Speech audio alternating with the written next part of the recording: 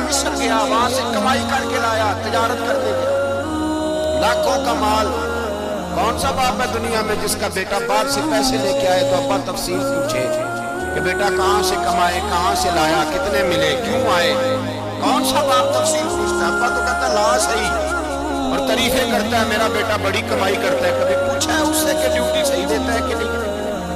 کبھی پوچھا ہے کہ تو ایمانداری کی روزی لاتا ہے کہ حرام کی کماتا ہے؟ یہ باپ کی ذمہ داری ہے، یہ اماں کی ذمہ داری ہے۔ پھر کہتا ہے بیماری کیسے آ گئی، پریشانی کیسے آ گئی؟ تو نے کبھی سوال کیا اپنی اولاد سے؟ حضرت عمر فاروق رضی اللہ تعالیٰ عنہ کا بیٹا مصر سے پیسے کما کے لایا تو جناب عمر نے بلایا، فرمایا بیٹے اتنی تو تیرے پاس راس ہی نہیں تھی، تھوڑے سے تو پیسے لے کے گیا تھا، اتنی کمائی کیسے ہوگی؟ اتنے تو پیسے نہیں تھے صاحب، کہاں سے کمائی لائے؟ اس نے کہا ابا جی وہ جو میرے چچا ہے نا مصر کے گورنر، آپ کے دوست، انہوں نے میری مدد کی ہے۔ فرمایا جتنے لوگ گئے تھے سب کی ہے مدد اس نے؟ کہا نہیں صرف میری کی۔ فرمایا تیری کیوں کی؟ تیری کیوں کی؟ کہا حضور آپ کے دوست ہیں۔ فرمایا چپ کر،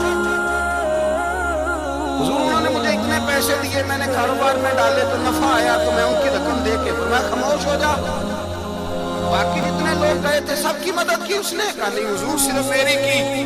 فرمایا اس نے تیری مدد نہیں کی، اس نے خلیفہ کے بیٹے کی مدد کی، اس لیے کہ وہ خلیفہ کو اپنے حق میں نرم کر سکے۔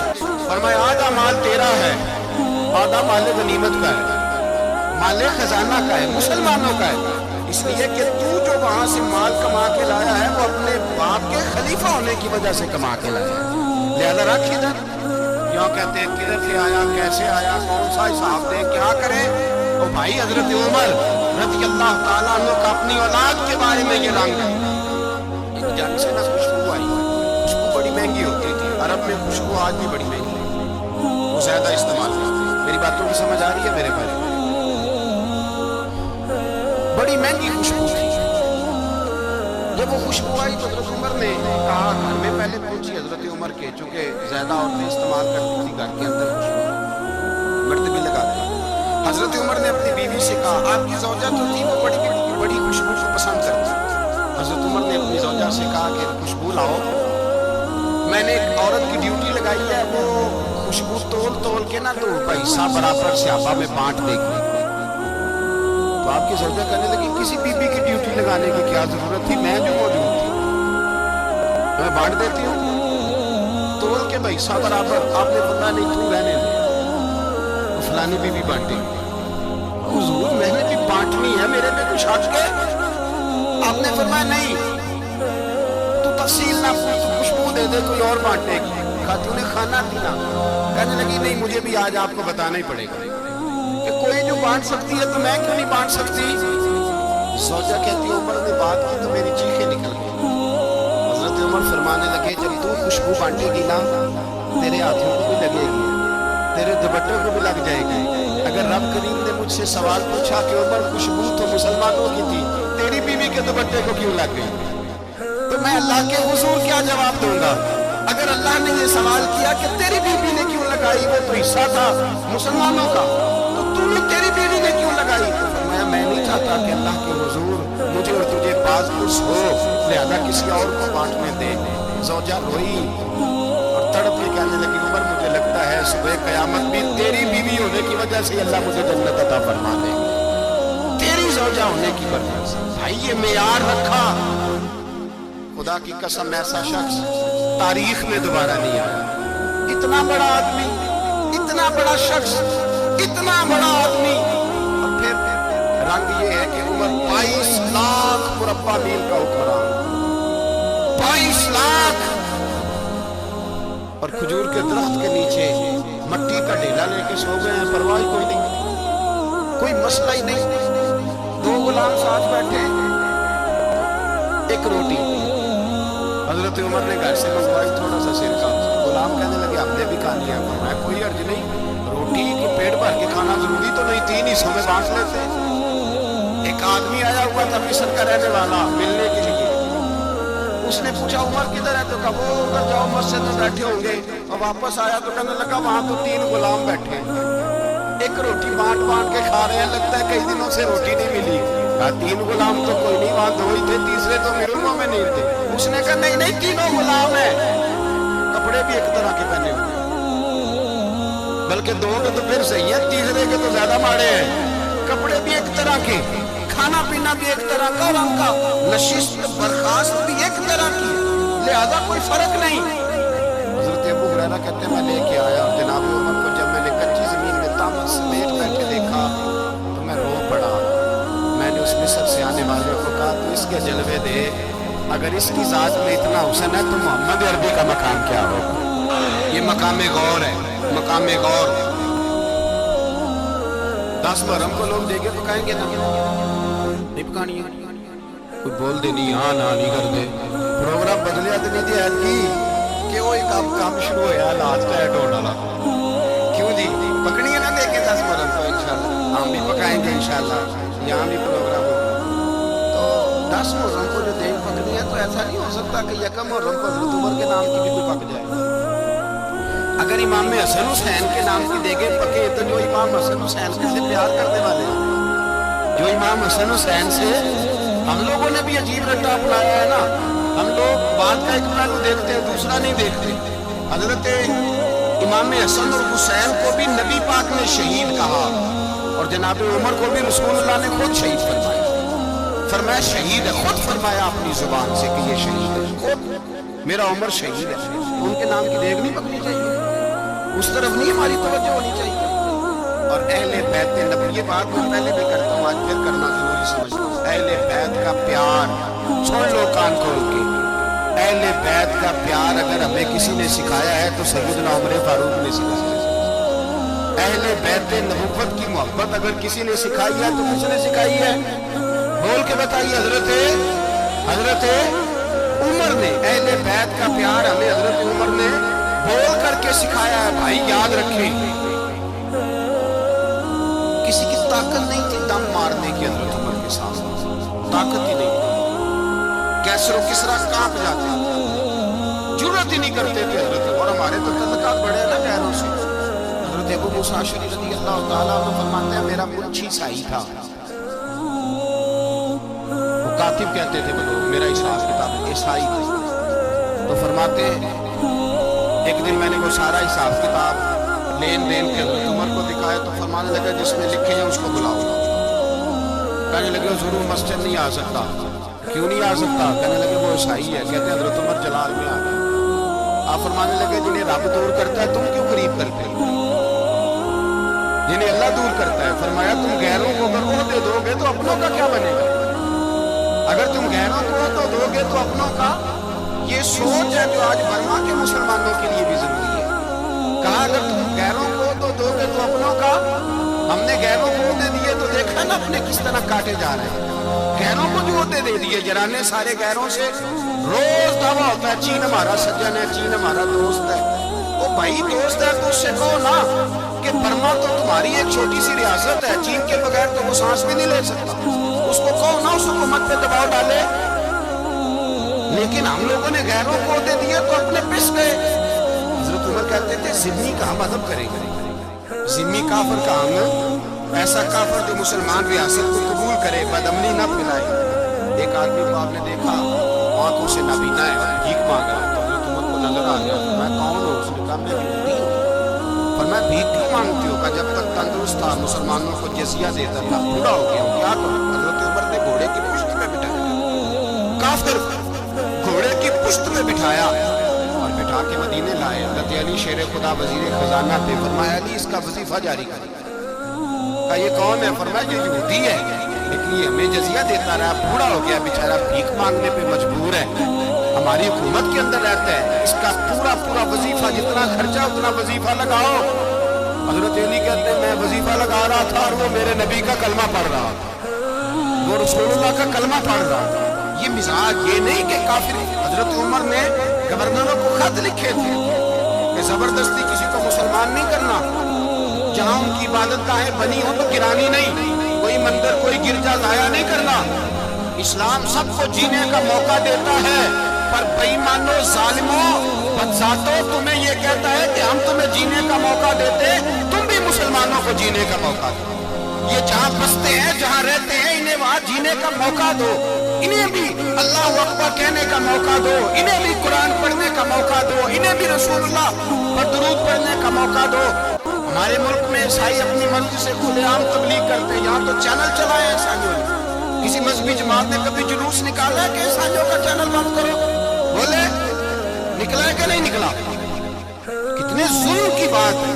ہم جب غیر کو اتنا تحفظ دیتے، اتنا تحفظ دیتے، ہم نے دیکھا ہے مجھے 20 لوگوں نے عید پہ ٹیلی فون کیے کہ عیسائیوں کو قربانی کا گوشت دے دیں، مجبور ہیں جی، دروازے پہ آ گئے ہیں، ہمارے کام کاج کرتے ہیں۔ 20 لوگ، عام آدمی کے دل میں ان کا اتنا جذبہ ہے، مسائل کا بیان کرنے کا علیحدہ بات، لیکن ہمارے دل کافر کے حق میں بھی نرم ہو جاتے۔ تم کس قدر زیادہ بےایمان ہو اور کفر کس قدر زیادہ ذلیل ہو گیا ہے کہ مسلمان کے حق میں نرم ہوتا ہی نہیں، اور اس سے بڑے ذلیل وہ ہیں جو ان ذلیلوں کے سپورٹر ہیں۔ وہ کسی عرب ملک کے حکمران ہو یا کسی اور جگہ، وہ بڑے ذلیل ہیں جو ان ذلیلوں کے سپورٹر ہیں، جو برما کی بچیوں کے قتل پر اپنی حکومتیں چمکا رہے ہیں۔ انہیں شرم نہیں آتی، اس قدر مسلمان تڑپا ہے، لیکن ان بے غیرتوں کو ذرا ہوش نہیں آئی، اور یہ ان کے کماش، ان کے دلال جو ہر جگہ ان کی سپورٹ کر کے اپنی حکومتیں قائم کرتے ہیں، ان بے ایمانوں کو پتہ نہیں کہ کب ان پر اللہ کا عذاب اترے گا اور کس طرح ان کے پرخشے اڑیں گے۔ ہمیں اپنی ذلت اور رسوائی نظر نہیں آ رہی کہ زمین کس طرح تمہارے لیے تنگ ہو گئی ہے؟ اس سے زیادہ اور تمہاری رسوائی کیا ہوگی؟ ڈرو اللہ سے، اور یہ تو دنیا کا عذاب ہے۔ ان بطش ربک لشدید، میرا رب کہتا ہے قیامت تو قائم ہونے دے، اتنا سخت تیرے رب کی پکڑ ہے، اتنی کسی دوسرے کی ہو سکتی؟ یاد رکھ اور تھوڑا احتیاط کریں ہم سب لوگ بھی، جو ہم لوگ آدھی زبان بول کے بھی ان کی سپورٹ کرتے، اب شرم آنی چاہیے ہمیں ان حکومتوں کی سپورٹ کرتے جو مسلمانوں کی لاشوں کے اوپر حکومتیں قائم کر کے ہیں، شرم آنی چاہیے۔ بہرحال بات دور نکل جائے گی، اور میں اپنے مضمون پہ رہتا ہوں۔ اہل بیت کا پیار اگر سکھایا ہے تو جناب عمر نے سکھایا رضی اللہ تعالی عنہ۔ امام حسن ملنے، آپ یقین کریں میں جب اس واقعہ کو پڑھتا ہوں تو میرا دل جھوم جاتا ہے۔ میں کہتا ہوں یار ڈاٹا ہونا اپنی جگہ پہ، عشق ہونا اپنی جگہ، انسان کا باوقار ہونا اپنی جگہ، جہاں کھڑے ہونا تھا وہاں یہ کھڑے ہوتے تھے، اور جہاں جھکنا تھا وہاں یہ۔ ان لوگوں میں اقبال نے کہا تھا تیری نگاہ ناز سے دونوں مراد پا گئے، عقلے غیاب و جستجو عشق حضور و اس طرح، جہاں اگر آیا ہے سامنے کیسر و کسرا تو عمر جیسا دلیر کوئی نہیں، اگر سامنے آیا ایران کا بادشاہ تو سب تگڑا کوئی نہیں، اگر آیا ہے سامنے حسان کا بادشاہ تو عمر جیسا عادل کوئی نہیں، لیکن اگر علی کا بیٹا آیا، اگر فاطمہ کے لال پارے آئے ہیں تو پھر فاروق اعظم سے جیسا محب کوئی نہیں، پھر ان سے جیسا پیار کرنے والا کوئی نہیں۔ اندر بیٹھے جناب عمر، اندر تک آئے، کچھ وزیروں سے گفتگو ہو رہی ہے، میٹنگیں جاری ہیں، آپ کے بیٹے ملنے آئے جناب عبداللہ ابن عمر، ابا جی ملنے آئے، بات ٹھہرو بات کر رہا ہوں، کوئی نہ اندر آئے۔ صاحبزادہ باہر کھڑا ہے، تھوڑی دیر گزری تو امام حسن جی آ گئے۔ کون آئے؟ آپ کو جو ملے گا امام صاحب کا نام لینا، وہ سردار ہیں جنت میں۔ کون آئے؟ سارے بولیے امام حسن، تیری نسل پاک میں ہے بچہ بچہ نور کا، تو ہے عین نور تیرا سب کرانا۔ امام حسن آئے، حضرت عبداللہ ابن عمر کو دروازے پہ کھڑے دیکھا، کہا امیر المومنین کہاں ہیں؟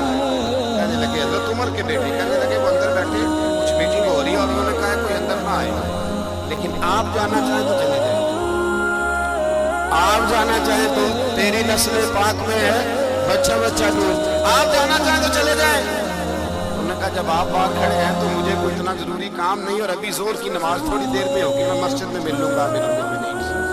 یہ بات کہہ کے امام حسن چلے گئے۔ یار اتنی بڑی بات نہیں تھی، اتنی بڑی بات نہیں تھی۔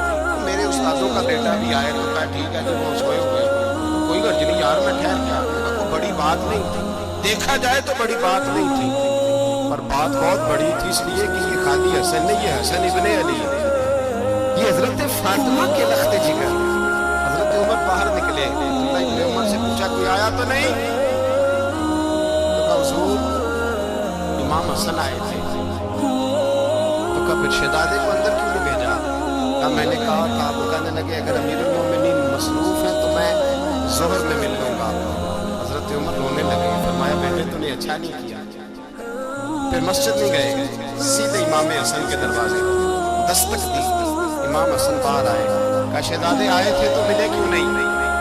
امام حسن کہنے لگے حضور آپ کا اپنا بیٹا دروازے پہ کھڑا تھا, آپ کا اپنا بیٹا دروازے پہ کھڑا تھا, اور منع بھی کیا تھا آپ نے تو میں ظہر میں مل لیتا. حضرت امام حسن فرماتے جوش جذبات میں جناب عمر نے سر سے پگڑی اتار دی. جوش کے جذبات کہنے لگے حسن میرے بیٹے کا اور آپ کا کیا مقابلہ؟ کیا اس کی ماں کا نام فاطمہ الزہرا ہے؟ کیا اس کی نانی کا نام خدیجۃ الکبریٰ ہے؟ کیا اس کے نانے کا نام محمد مصطفیٰ ہے؟ آپ کا اس کا کیا مقابلہ؟ پھر رو پڑے اور کہنے لگے بیٹے میں مکے کے صحراؤں میں اونٹ چرایا کرتا تھا, یہ جو میرے سر پر عزت کے بال ہیں یہ تیرے نانے کے اگائے ہوئے. میں مکے کے خبردار شہزادے خبردار. او بھائی اہل بیت نبوت کے ادب کا رنگ اگر سکھایا ہے تو سیدنا عمر نے سکھایا ہے. حضرت عمر فاروق اتھارٹی ہے, اسلام کی اتھارٹی. یکم محرم حضرت عمر کی شہادت ہے. یہودی بول اٹھا, کافر بول اٹھا, اگر 6 مہینے عمر دنیا میں اور رہتے تو دنیا میں کوئی کافر موجود نہ ہو. 6 مہینے. اور جب اس پتلے جلیل کا جنازہ اٹھا, اللہ بخاری پڑھیے نا, اللہ مرزقنا شہادت سبیلک, اللہ بسترے کی موت نہ دینا, شہادت ہی دینا. عمر شہید ہوئے, مسجد نبوی میں نماز پڑھاتے ہیں, اور جب جنازہ اٹھا تو مدینے کا پھر پیچھے جو دلیر بچے وہ مولا علی تھے. مولا علی عمر کا جنازہ اٹھا تو سب سے پہلی ہائے جو نکلی وہ حضرت علی کی زبان سے, اور حضرت علی ساری داڑھی آنسوں سے بھر گئی. لوگوں نے کہا کہ علی کیا ہوا؟ فرمانے لگے تم دیکھ نہیں رہے جنازہ کس کا اٹھا؟ پلٹ کے دیکھو تو صحیح, پتہ نہیں یہ کون گیا ہے. تو حضور کیا ہوا؟ فرمانے لگے عمر اس طرح کے کام کر کے گیا ہے, ان کے رستوں پہ کون چلے گا؟ کون اس کے جگر راہ وفا میں میں نقش ایسے چھوڑ آیا ہوں, میں جس منزل سے گزرا ہوں وہ اب تک یاد کرتی ہے. حضرت علی حضرت عمر کے جنازے میں کھڑے ہو کے کہتے ہیں اللہ مجھے اس طرح کے عمل کرنے کی توفیق دے جس طرح کی عمر کر کے گیا. میرے بھائی پتلے عزیز پتلے حریت حضرت عمر رضی اللہ تعالیٰ عنہ جو اپنی زندگی انقلاب والی گزار کے گئے. عمر جب دنیا سے گئے تو 80 دینار کا قرضہ تھا. 22 لاکھ مربع میل کا حکمران, اور اپنے بیٹے سے کہنے لگے بیٹے کوشش کرنا تیرے خاندان والے مل کے میرا قرضہ اتار دے, میری قبر میں بوجھ نہ لے, اور اگر خاندان والے مدد نہ کریں تو میرے دوستوں سے بات کرنا, وہ مدد نہ کریں تو پھر علی سے بات کرنا. ان کا پیار آپس میں اتنا تو اختلاف ثابت کر رہا. 80 دینار کا قرضہ چھوڑ کر حضرت عمر دنیا سے گئے, اور جاتی دفعہ کہہ گئے میرے بعد میرے بچوں کو حکومت کے مشورے میں بھی شامل نہ کریں, حکومت کے مشورے میں بھی میری اولاد شامل نہ ہو. اتنا بڑا شخص اتنا بڑا رنگ دے کے یکم محرم کو جب عمر فاروق کا وصال ہوا تو بیٹے سے کہنے لگے اما عائشہ سے جا کے کہو میرا بھی نبی پاک کے روضے میں دفن ہونے کو دل کرتا ہے. ایک قبر کی جگہ ہے اما جی نے اپنے لیے رکھی ہے, بخاری ہے بخاری. حضرت عائشہ کے پاس آزادے گئے, کہنے لگے اما جی عمر کو زخم لگ گیا, حالت بڑی پریشانی والی ہے. وہ کہتے ہیں اگر اماں اجازت دے سید عائشہ رو پڑی. فرمانے لگی کو اپنی قبر کی جگہ تو نہیں نہ کسی کو دیتا, پر عمر نے کمال ہی بڑا کیا. اسے کہو جاؤ گنبد خضرا میں قیامت تک جو مصطفیٰ پہ اور ابو بکر پہ سلام پڑے گا وہ تجھ پہ بھی سلام پڑھ کے جائے. جاؤ میں نے جگہ دی. Please like this video and subscribe to my channel. Also press the bell for latest notification.